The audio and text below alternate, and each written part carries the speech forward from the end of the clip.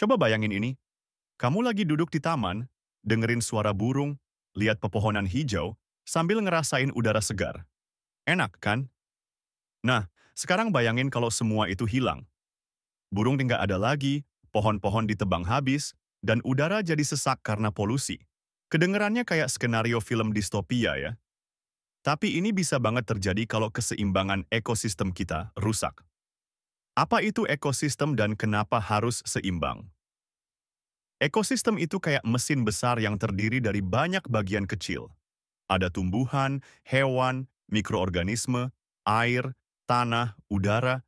Semuanya bekerja sama biar lingkungan tetap stabil.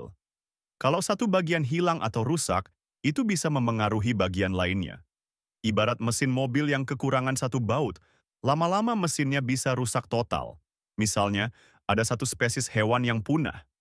Ini nggak cuma soal kehilangan satu spesies aja, tapi juga rantai makanan yang rusak. Kalau pemangsa nggak ada, hewan yang jadi mangsa bisa berkembang biak terlalu cepat dan makan habis sumber daya alam.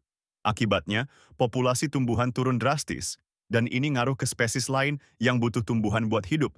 Efek domino banget kan? Contoh nyata dari keseimbangan yang terganggu. Coba kita ambil contoh yang sering dibahas, pemanasan global. Salah satu penyebabnya adalah penggundulan hutan. Ketika pohon-pohon ditebang, karbon dioksida yang mereka serap lepas kembali ke atmosfer. Akibatnya, suhu bumi naik.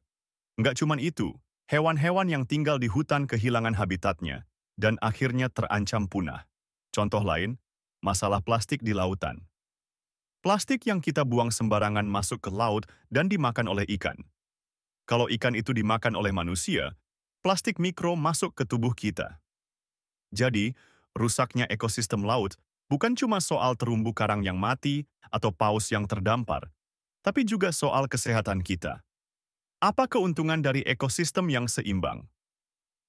Kalau ekosistem seimbang, semua makhluk hidup bisa saling mendukung.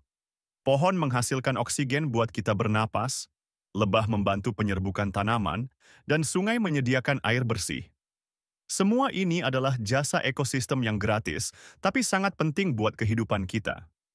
Selain itu, ekosistem yang sehat bisa mencegah bencana alam. Hutan mangrove misalnya bisa melindungi pantai dari abrasi dan tsunami. Kalau mangrove rusak, risiko bencana jadi jauh lebih besar. Jadi, menjaga ekosistem bukan cuma soal hewan dan tumbuhan aja, tapi juga soal keselamatan kita sendiri. Apa yang bisa kita lakukan untuk menjaga keseimbangan ekosistem? Mungkin kamu mikir, aku cuman orang biasa, apa yang bisa kulakukan?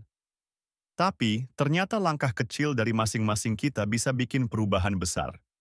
Mulai dari hal simpel kayak buang sampah pada tempatnya, hemat energi, atau dukung produk yang ramah lingkungan. Kita juga bisa terlibat dalam gerakan penghijauan, atau mendukung kebijakan yang melindungi lingkungan. Bahkan sesimpel belajar dan menyebarkan informasi tentang pentingnya ekosistem bisa jadi kontribusi besar. Semakin banyak orang sadar, semakin besar dampaknya. Jadi, sekarang kita tahu kenapa menjaga keseimbangan ekosistem itu penting banget. Nggak cuma untuk hewan atau tumbuhan, tapi juga buat kita semua. Kalau kamu suka pembahasan kayak gini, jangan lupa like, subscribe, dan aktifkan lonceng notifikasi. Yuk, jadi bagian dari perubahan positif untuk bumi kita.